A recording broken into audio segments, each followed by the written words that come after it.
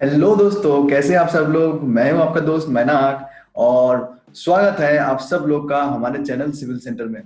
So I welcome all you back once again to our channel Civil Centre. आज का topic है how to define beam size.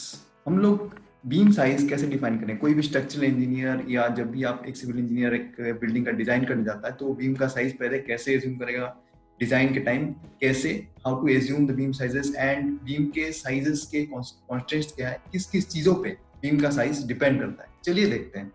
तो सबसे पहले beam का साइज और किस किस फैक्टर्स पे बीम का साइज डिपेंड करता है, उससे पहले हमको जानना पड़ेगा कि फ्रेम स्ट्रक्चर होता क्या है, क्योंकि फ्रेम स्ट्रक्चर में ही तो बीम यूज होता है। तो फ्रेम स्ट्रक्चर वो स्ट्रक्चर है जिसमें जो लोड है वो स्ट्रक्चरल मेंबर्स कैरी करता है। और स्ट्रक्चरल मेंबर्स क्या है, जैसे कि आप इस इमेज में देख पा रहे हो, यहाँ पे जैसे आपका हो गया यहाँ पे स्लैब, उसके बाद आपका कॉलम्स बीम्स, उसके बाद नीचे आएगा आपका फाउंडेशन स्टेयरकेस। तो अगर लिफ्ट होगा तो लिफ्ट के लिए शेयर वॉल। तो ये सब आपका स्ट्रक्चरल मेंबर्स हैं। तो स्ट्रक्चरल मेंबर्स में या फ्रेम स्ट्रक्चर में हम लोग लोडिंग कैसे ट्रांसफर होता है, सबसे ऊपर रहता है स्लैब। तो स्लैब से जो लोड है वो जाता है आपके बीम में, बीम से कॉलम में, कॉलम से आपके फाउंडेशन में, फाउंडेशन से फाइनली कहाँ पे जाता है, सॉइल में। तो कोई भी स्ट्रक्चरल मेंबर का एम होता है आपका सॉइल तक लोड को ट्रांसफर करना या नेक्स्ट स्ट्रक्चरल मेंबर तक लोड को ट्रांसफर करना। तो ये बेसिक डेफिनेशन है फ्रेम स्ट्रक्चर का। तो उसमें एक इंपॉर्टेंट एलिमेंट है आपका बीम। तो यहाँ पे चलिए देखते हैं, कोई भी आप स्ट्रक्चरल ड्राइंग देखोगे उसमें आप ऑब्जर्व करोगे जो कि एक डायग्राम होता है, लेआउट होता है, बीम कॉलम लेआउट। उसमें हर बीम का आपके मार्किंग्स रहते हैं and centre to centre distances रहते हैं। तो यहाँ पे जैसे कि आप देख सकते हो, यहाँ पे B1 B2 B3, यहाँ पे 3 टाइप का बीम्स है। उसके बाद आपके कॉन्सिल बीम भी है जो कि सीवी से रिप्रेजेंट हुआ है।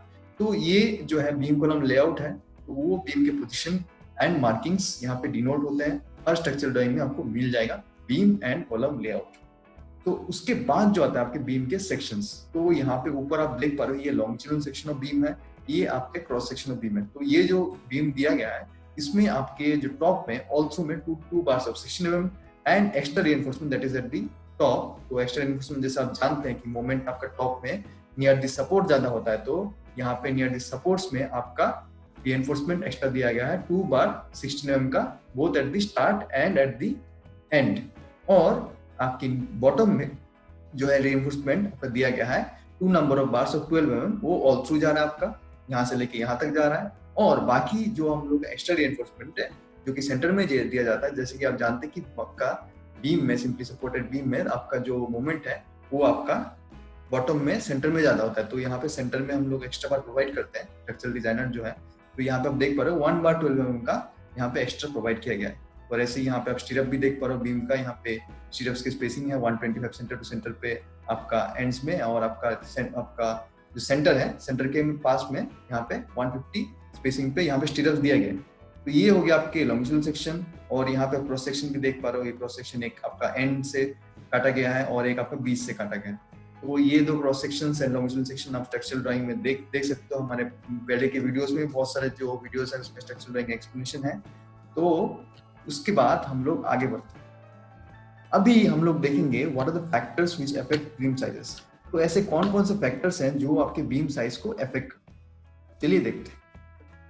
तो सबसे पहले जो आपका फैक्टर आता है वो है आपका स्पैन।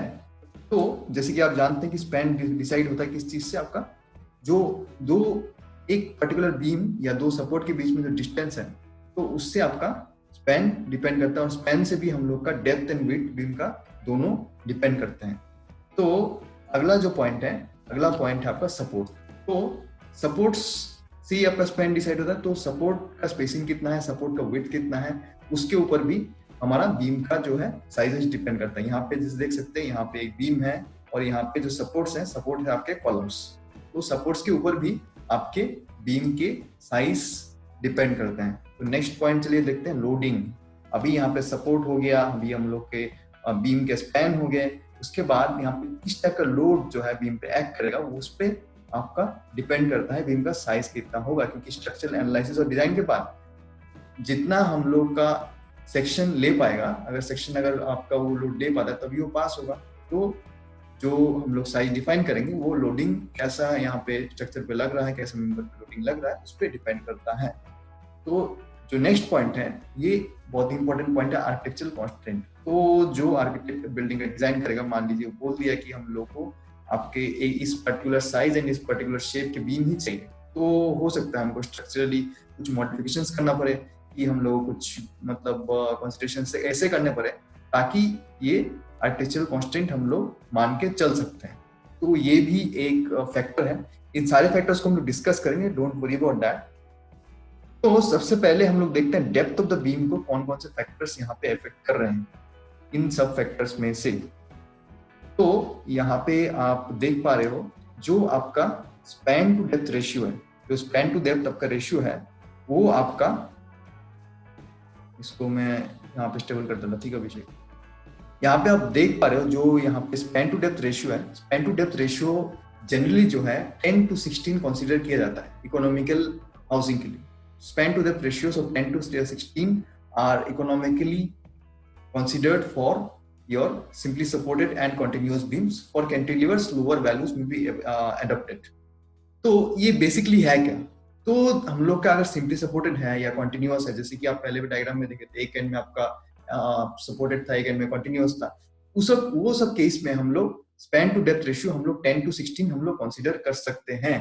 तो स्पैन टू डेप्थ रेशियो से 10 to 16 मतलब क्या? मान लीजिए आपका कोई भी आपका 3 मीटर का स्पैन है, कोई भी आपका 3 मीटर का अगर स्पैन है, तो अगर हम लोग स्पैन टू डेप्थ रेशियो 10 लेंगे तो इसका जो डेप्थ होगा, अगर स्पैन 10 आपका 3 मीटर है, तो अगर स्पैन टू डेप्थ रेशियो 10 है तो उसका जो डेप्थ होगा वो होगा 300 mm। एंड अगर 16 है जो कि आपका मिनिमम डेप्थ है वो लगभग 187 होगा। तो 187 से 300 के बीच में अगर आपका स्पैन टू डेप्थ रेशियो होगा तो वो सिंपली सपोर्टेड एंड आपका कंटिन्यूअस केस में उसमें ये इकोनॉमिकल माना जाएगा। तो हम लोग जब डिजाइन करेंगे कोई भी सॉफ्टवेयर में करेंगे या मैन्युअली करेंगे, तो वो सब साइज हम लोग उस रेंज में हम लोग एक साइज पहले एज्यूम कर सकते हैं। तो ये हो गया। बट कैंटिलीवर के केस में जो है लोअर वैल्यूज यहाँ पे जा सकते हैं। कैंटिलीवर में जनरली क्या होता है आपका, कैंटिलीवर में आपका साइजेस जो है स्पैन आपका डेप्थ जो है, डेप्थ ज्यादा भी हो सकता है और इकोनॉमिकली कभी कभी टेपर भी किया जाता है, तो डेप्थ यहाँ पे कैंटिलीवर में ज्यादा हो सकता है, तो लोअर रेशियो यहाँ पे कैंटिलीवर में हम लोग ले सकते हैं। बट आपका generally for economical purposes, economy के लिए बिल्डिंग सस्ता सुंदर टिका हो जाता है, सस्ता हो तो वायबल हो क्लाइंट के लिए, तब आपका जो span to depth ratio 10 to 16 के रेंज में होना चाहिए। अगला पॉइंट क्या है, depth to width ratio. Depth to width ratio जो है रेंज में होना चाहिए 1.5 से 2 तक। बिल्डिंग के लिए, जनरल बिल्डिंग के लिए डेप्थ टू विड्थ रेशियो 1.5 से 2 तक होता है। एंड आपका स्ट्रक्चर अगर हैवी है तो ये 3 या 3 से भी ज्यादा जा सकता है। तो डेप्थ टू वेट रेशियो मान लीजिए, विड्थ कॉमनली हम लोग 250 mm यूज करते हैं, तो 250 mm के लिए अगर हम लोग 2 कंसीडर करेंगे, मतलब आपका 250 mm के विड्थ के लिए मैक्सिमम जो डेप्थ है आपका 500 हम लोग ले सकते हैं अगर हम लोग इकोनॉमिकल डिजाइन करना चाहते हैं। तो बार बार हम लोग इकोनॉमिकल डिजाइन इसलिए बोल रहे हैं क्योंकि जब तक आपका आप स्ट्रक्चरल इंजीनियर नहीं कहलाओगे या डिजाइनर नहीं कहलाओगे, तब जब तक आप safe as well as economic design ना दे पाओ अपने क्लाइंट के, तो इसलिए हम लोग बार बार इकोनॉमी पे फोकस करते हैं। तो उसके बाद का जो पॉइंट है, नेक्स्ट जो पॉइंट है, for constant on depth of the beam we can increase the reinforcement और द कंक्रीट ग्रेड। तो इस पॉइंट का मतलब क्या है, जैसे पहले हम लोग आपको बताए थे, एक पॉइंट था हम लोग का आर्टिफिशियल कांस्टेंट। मान लीजिए आपके आर्किटेक्ट ने बोल दिया कि यहाँ पे हम लोग को जो डेप्थ है वो 300 तक ही जा सकते हैं, 300 से ज्यादा नहीं जा सकते, तो आप क्या करोगे? तो आपके पास 2 ऑप्शन है, या तो आप रीइंफोर्समेंट बढ़ाओ या तो आप कंक्रीट ग्रेड बढ़ाओ। तो कंक्रीट के ग्रेड आप M20 से M30 M35 कुछ भी आप दे सकते हो, ये आप बढ़ा सकते हो, और या तो आप रीइंफोर्समेंट बढ़ा सकते हो, डबल रीइंफोर्स कर सकते हो। तो ऐसे करके हम लोग को करना पड़ता है। तो ये हो गया आपके आर्टिफिशियल कांस्टेंट का जो पार्ट हम लोग पहले डिस्कस किए थे, ऐसे हम लोग उसको क्राइटेरिया को सेटिस्फाई करेंगे। तो अगला जो हमारा पॉइंट है वो है width of the beam. So how to define your width of our beams. तो यहाँ पे जैसे देख सकते हैं, ये अगर एक बीम का क्रॉस सेक्शन है, ये हो गया आपका depth of the beam and ये हो गया हम लोग का विड्थ ऑफ द बीम। तो विड्थ ऑफ द बीम हम लोग कैसे डिफाइन करेंगे? तो जनरली क्या होता है, आपको width of the beam should be equal to the least lateral dimension of the column. मतलब मान लीजिए कॉलम आपका 20 to 300 है अगर, तो जो बीम का डायमेंशन होगा वो 250 mm होना चाहिए।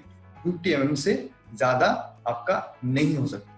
तो ये जनरली लिया जाता है consideration, the width of the beam should be equal to the least lateral dimension of the column और सपोर्ट। और उसके बाद का जो पॉइंट है, उसके बाद का सेम पॉइंट है जो कि हम लोग पहले डिस्कस किए थे, आपका डेप्थ टू विड्थ रेशियो का एंड आपका आर्टिफिशियल कांस्टेंट्स का। तो ये दो पॉइंट्स हम लोग डिस्कस किए थे, ये दो फैक्टर्स थे आपके। एक तो हो गया आपका depth of the beam and next हो गया विड्थ ऑफ द बीम। तो ये सब कंसिडरेशंस पे डिपेंड करता है। एंड नेक्स्ट जो हमारे कंसिडरेशंस है, जो कि आप एक बीम को डिजाइन करने से पहले कंसिडर करना चाहिए, तो वो है कुछ प्रैक्टिकल कंसिडरेशंस। तो प्रैक्टिकल कंसिडरेशंस क्या है? It is recommended to use a few standard modular beam sizes. This will make the construction of formwork convenient and also permit reusability of forms. तो दोस्तों इसका मतलब क्या है? इसका मतलब ये है कि जब हम लोग एक डिजाइन करेंगे, कोई भी एक बिल्डिंग का डिजाइन देंगे, तो हम लोग को ध्यान में रखना पड़ेगा कि हम लोग कुछ स्टैंडर्ड साइजेस ही दें। मान लीजिए आप बिल्डिंग का डिजाइन कर रहे हो 1200 स्क्वायर फीट का, तो उसमें बीम का साइज किसी को 250, 300, 350, 400, 450 ऐसे दे दें।